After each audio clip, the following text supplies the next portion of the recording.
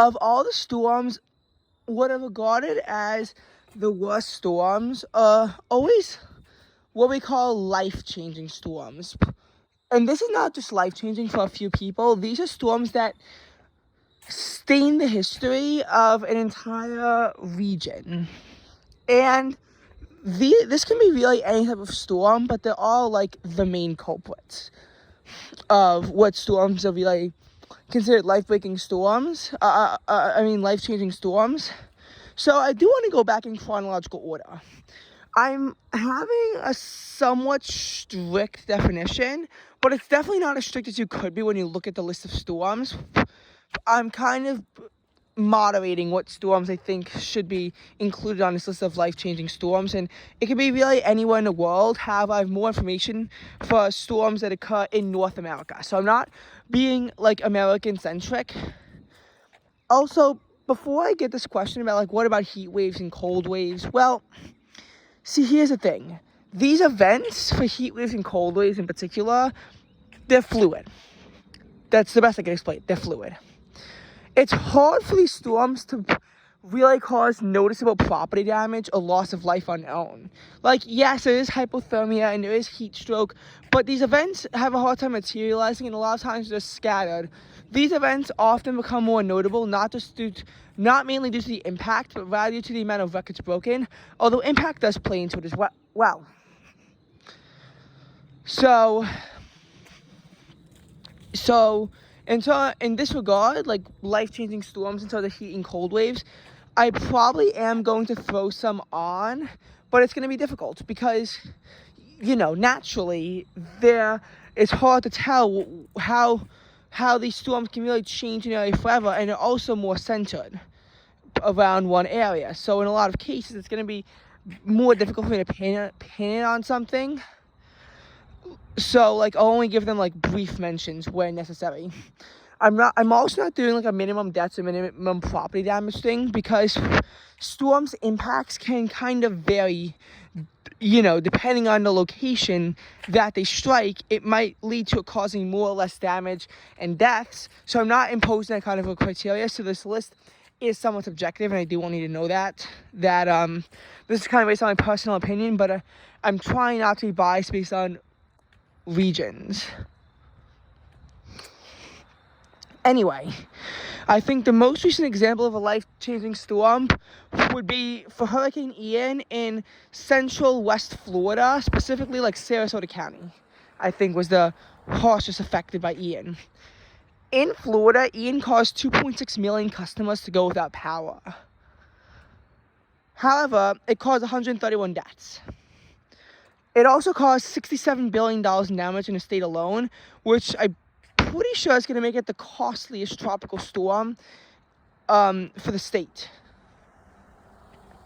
And the deadliest since who knows how long ago. Ian was a devastating storm. So far, there's not been an Ian sub-article made for Florida yet. I'm wondering if there will be. There's typically actually been a trend of decreasing these Wikipedia sub-articles. So it's something interesting to see if one will be created in the future for the storm. The storm probably have to exceed 60 kilobytes in information, and some articles are bloated, and with the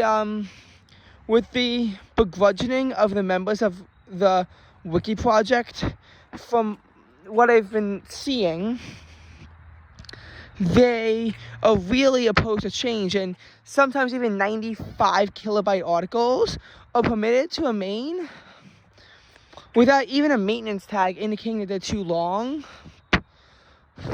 just because they do not want to split it down. And when you think about it, if up until an article is 100 kilobytes, it can technically be allowed to remain in its current form. It's like it probably should be divided, but it could be allowed to stay. And a lot of times these life-changing stories, if you go to the Wikipedia article and you look at their length, you will see that it is longer than what it should be. But going back to Hurricane Ian, I think it caused a peak rainfall accumulation of 31 inches. And this was a Category 4 storm with winds of 150 miles an hour at landfall.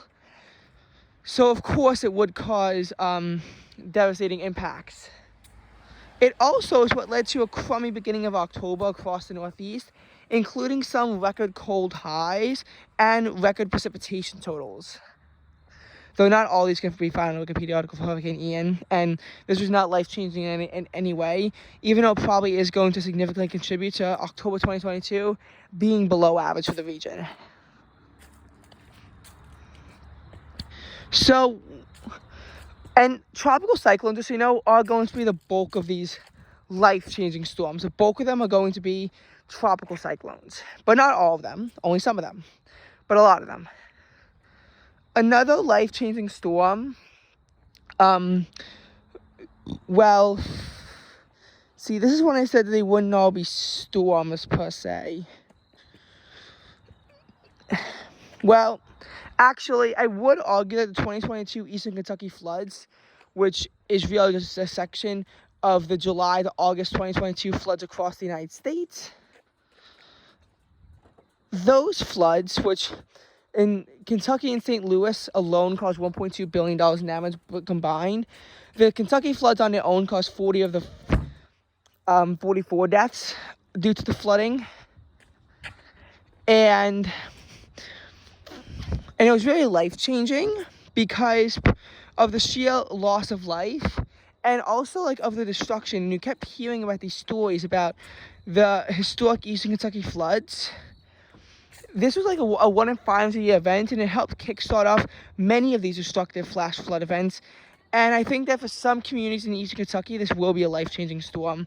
I decided not to include the Jackson, Mississippi floods, both on August 2nd and like later in the month, like last week of August. Even though it caused a water crisis, there were no deaths. Although it did at one point, the city ran out of bottled water to give to its residents. I mean, there were 3 deaths due to flooding in the area, but they were actually due to an unrelated storm system that came battling down on August 30th. An unrelated severe storm. There was also the thing of this being multiple events, and partly due to racism as well in the area, leading to the poor water grid. So I'm having a hard time to say it's life-changing because even though the water crisis was, it's not entirely fair to say that the water crisis was caused solely due to the floods, and there were also 2 floods, which further complicates matters. But definitely the nationwide floods were life-changing for some areas that they struck. Then we have the European heat waves. I'm not specifically saying the UK. I'm saying the European heat waves. I mean, it caused 23,000 deaths when all is said and done.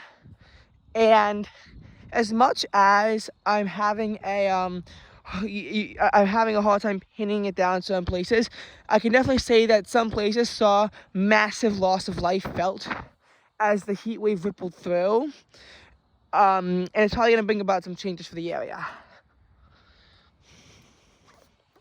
However, before that, we actually got a while without life-changing storms. So before this, I have to say that the most recent life-changing storm, well, it's tricky. Because on the surface, I might argue for Typhoon Rai to be a life-changing storm because it caused 400 deaths and $1 billion damage. $1 billion is a lot in the Philippines. On the other hand, I think it struck Luzon. It was probably life-changing for the region it struck, but I'm not too familiar with the impact of Typhoon Rai, so I can't make a definitive call, though I would probably say it was a life-changing storm for the areas it struck, which I don't even know. Maybe it wasn't, I think it was Bohol. I think that's where it struck. Oh, yes, it probably was life-changing for Bohol in the Philippines. Now, then we have the tornado outbreak of December 10th to 11th. Specifically, I'm going to say that Western Kentucky tornado that caused an unknown amount of damage, but 57 direct deaths, as well as an indirect death, and 515 injuries. This triggered the strongest wind gust on record for Kentucky, 120.1 miles per hour. 120.1 mile per hour wind gust, and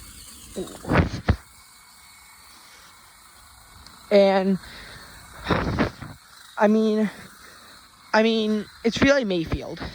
We don't know the damage out of Mayfield, but we know it caused 23 deaths. I don't know how many injuries it caused in Mayfield, and it pretty much went over the city. When you hear about the damage from the tornado, a lot of times what you first hear about is Mayfield. It's not just Mayfield Consumer Products. It was the entire town. The tornado went directly over the town at EF4 intensity and pretty much destroyed the entire community.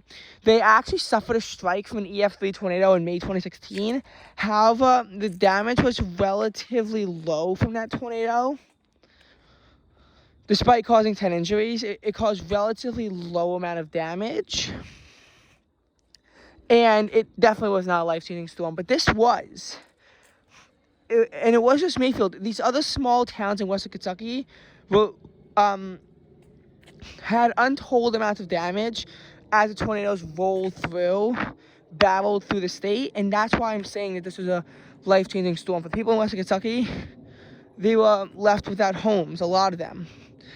They were left with boil water advisories, and temperatures would drop after this too, as always happens, which kind of hampered recovery efforts, though this was later removed from Wikipedia after 3 separate attempts to add it in.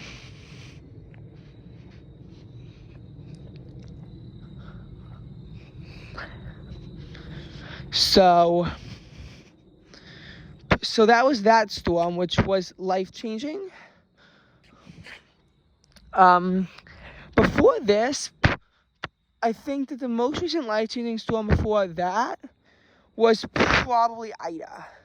Now, Ida caused impacts in Louisiana and northeastern United States, of which the northeast U.S. gets its own sub-article. Yay! That's my region of the U.S. Hurricane Ida, as you know, made landfall on Katrina's 16th anniversary as a Category 4 with 150-mile-an-hour winds, which tied Laura and a storm back in 1856 as the strongest hurricane to strike Louisiana. Fun fact, the 1856 Glass Island hurricane was actually the first official Category 4 storm. But Ida's subarticle in Louisiana was actually rejected because Louisiana was where the center of news coverage was. When you think about it, Grand Isle was practically flattened by the storm. Even on the surface, I saw on Apple Weather myself a wind gust of sustained winds of 111 miles an hour. That's Category 3 winds on the surface. Think of what that would just do to any home. It pretty much rendered the entire area uninhabitable. Grand Isle actually also suffered a direct strike from systems like Cristobal of 2020 and was thought to have harbored a landfall in Marco of 2020. This was later deemed invalid, but these systems were weak tropical storms upon striking Louisiana, which did not cause a lot of damage. Ida did, because it was a very strong and powerful storm that again caused heavy damage. I mean, all of New Orleans was left without power for days, and the resulting heat wave was what killed off a lot of people. And then we have the northeastern impacts on the night of September 1st, as the destructive flash flooding moved through. Heavy damage, particularly in the immediate New Jersey suburbs of New York City. But even New York City saw a basement of apartments flooded, which triggered some laws to make sure that this event couldn't happen again. Though, personally, if we had that kind of 3 inches of rain in an hour in New York City, I think that it might have actually happened again. It's similar to Camille in Virginia in 1969, which the rainfall amounts actually approached theoretical limits. It became the wettest tropical cyclone of record for Virginia, and, mountains were tumbling down, crashing down into the valley. This was like a 1 in 10,000 year flood event at minimum. And it was only a tropical depression, but it still caused 153 lives to be lost in the state, 123 in Nelson County, and $140 million in damage. And again, this was on the night of August 19th to 20th. Ida was the night of September 1st to 2nd. So So these were like overnight flash flood events. So you'd go to sleep, and then you'd wake up with this trail of devastation. So the trail of devastation for Camille was much greater than it was for Ida. Ida was also probably because the heaviest rain bands set up directly in the metropolitan area. Had the storm tracked 100 miles further east, only the North and South Fork would have been affected. Had it tracked 150 miles east, then it would have spared all of Long Island, and there would be no heavy impacts. But because it's set up right, the bullseye of the storm was like right over the city, that's what led to the heavy loss of life. But in the end, 50 people died. It caused about $20 billion in damage. I think the total death toll for the entire Northeast region was 55, but it does include death from a tornado.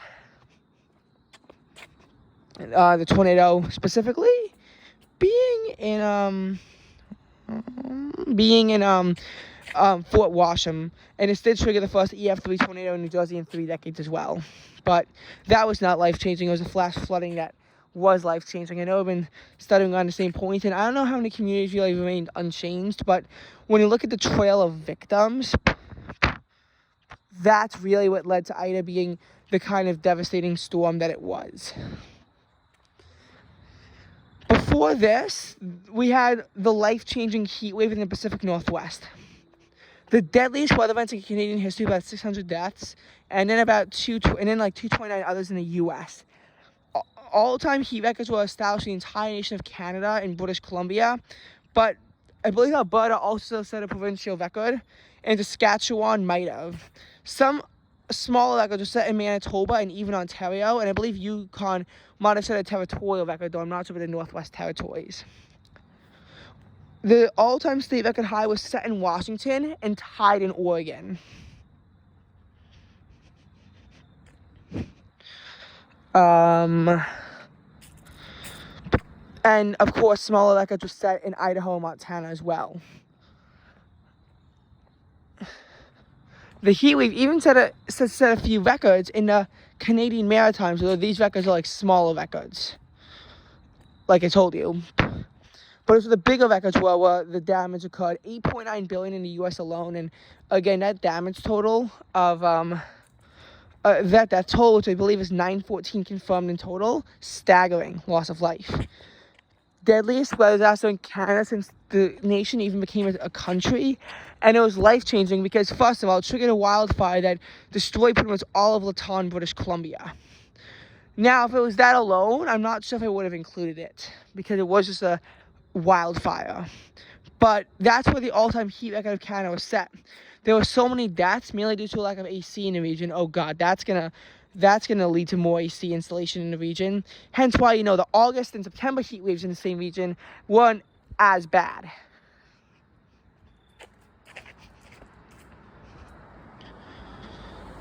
So it led to a lot of things, like June becoming the hottest June on record for the United States. It really led to a lot of stuff going on. This is actually one of the more like concrete heat waves where you can more easily pin it on a certain area. And the western United States, and Western Canada, they really saw an impact from this.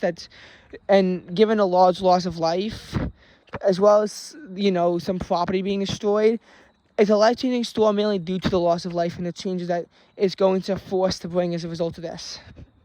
I don't really know how else to say it. 2021 had yet another life-changing storm before even this one. This life-changing storm was the February cold wave, particularly in Texas in the winter storm. Now, the winter storm dumped a max of 15 inches of snow across Texas, and it was mainly 6 to 9 inches. 6 to 9 inches sounds like nothing in the Northeast, and it has happened in Texas before too, but there was another problem: the cold temperatures. Tyler, Texas, set an all-time record low of -6. Dallas saw the second coldest temperature on record at -2. Houston got as low as like 11 to 12. This set some daily records.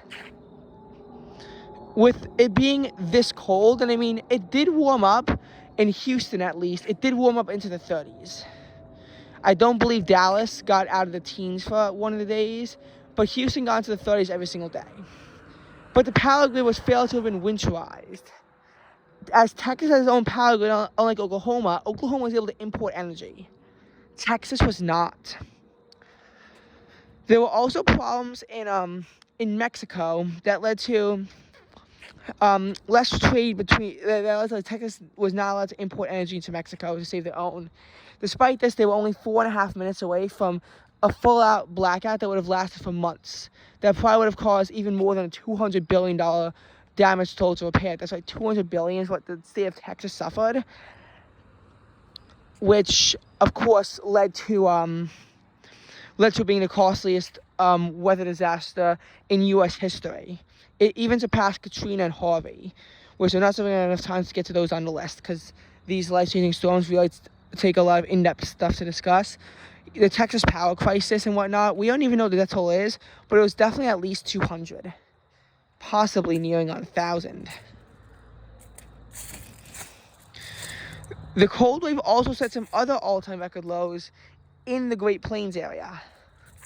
However, Texas was the harshest affected state because Texas is where the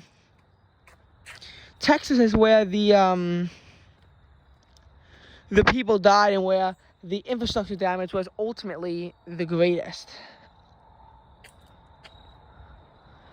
And then we have Winter Storm Uri, which of course complicated that, and there were some other winter storms across the region that bore down that also caused heavy damage, loss of life, and of course the extensive power outages because this was a power crisis. So people died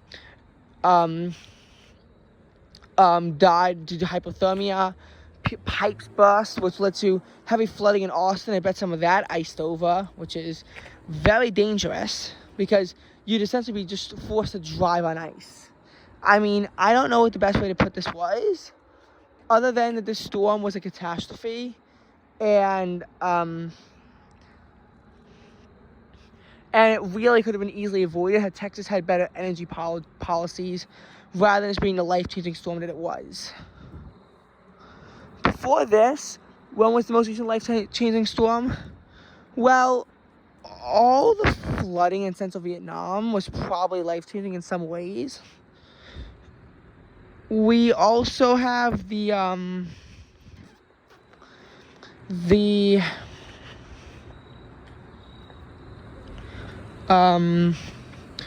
also have the Philippine storms, which were definitely destructive. Well, I don't know if any of them were life-changing in this retrospect. They definitely weren't like Typhoon Rai, even though they might have been close in terms of their impacts.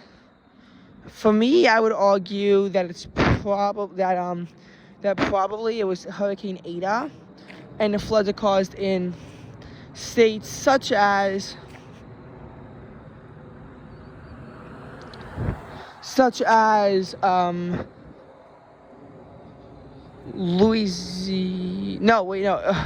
countries like Honduras. What was I saying? States.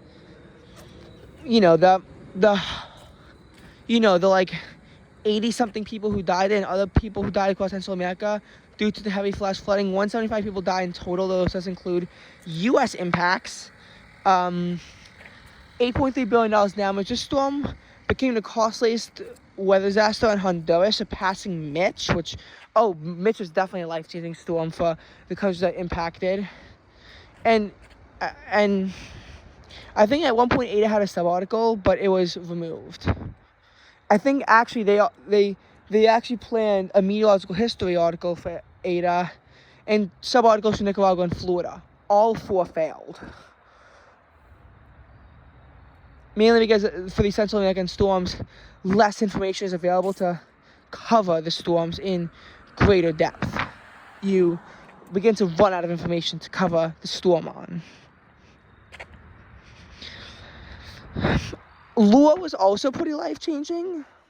I mean, another Category 4, 150-mile-per-hour strike right into western Louisiana this time. That storm, again, caused heavy damage in parts of Lake Charles, and I bet a lot of areas were simply just wiped out across Louisiana.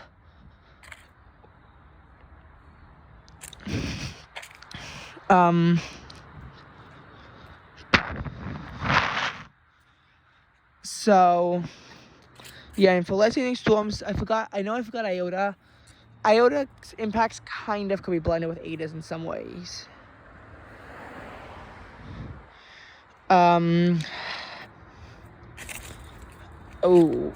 Nice catch, Andrew. So, there weren't really too many other life-changing storms in 2020, surprisingly. Most of the stuff was kind of moderated. I mean, we all know how COVID-19 was life-changing, and that first swept through in February into March 2020 and wound up having a severe impact not just on this year, but also into 2021, before in 2022, COVID finally began to abate itself. So as such, 2020 was relatively sparing in terms of the weather it brought with it. So not really life-changing storms. 2019 also had a fair amount of also had a limited amount of life-changing storms. Oh wait, they forget Cyclone Amphan. I mean, yeah, 98 deaths in India alone, $15 billion in damage. It didn't cause many deaths it could have for such a heavily, densely populated area, but from what I heard, the damage was pretty bad. Fani was also probably a life-changing storm, but I'm not too familiar with the impacts from Fani, so I'm not sure if I should include it, even though it was pretty life-changing in Odisha. But 2019 did see Hurricane Dorian bear down the Bahamas in early September. And as you know, with the 74 deaths and $3.5 billion, the costliest storm on record for the Bahamas, I mean, that was pretty life-changing for the area. And that's why I said I couldn't really use damage totals, because had $3.5 billion occur in the U.S., I would have just glossed right over it. But the fact that it occurred in the Bahamas with the 74 deaths and the sustained Category 5 impacts, I mean, the area is somewhat underdeveloped, which probably limited the death toll, but the damage toll, but the death toll was not limited. And it was, I think it became the deadliest hurricane in the Bahamas. It changed their landscape. I think some of the islands were like just flattened by the storm. But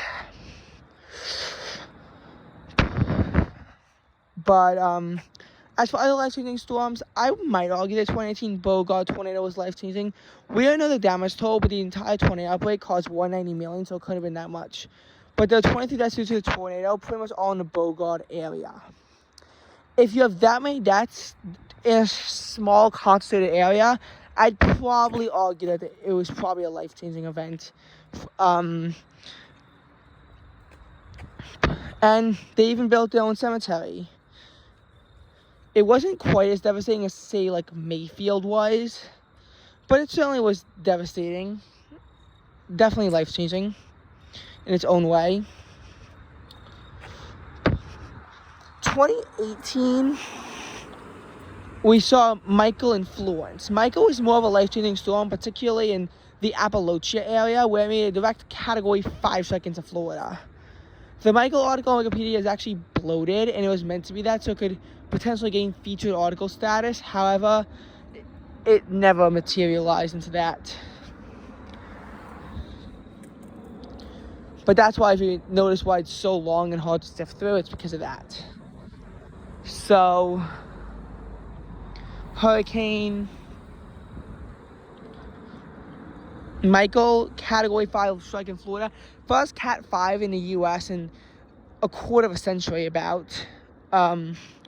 They actually have a reoccurrence rate of about once every quarter of a century, because we had 1935, then 1969, then 1992, and then 2018 with Michael. I'm not quite sure of the hardcore stats of Florida, but I do know it caused about $25 billion in the U.S., with 59 people losing their lives along the way. So that was the case of Michael.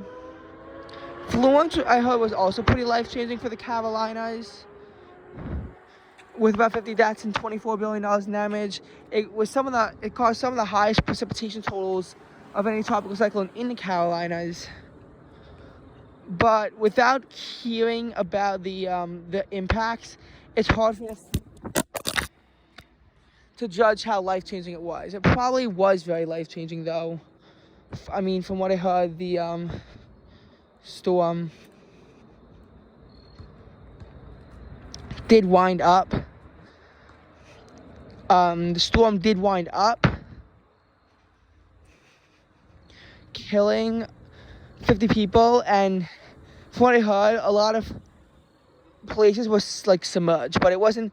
It definitely wasn't as life-changing as Michael. Besides that, though, 2018 was actually somewhat sparing in terms of its impacts. And as much as 2017 had some very life-changing events, I unfortunately have to end the video here.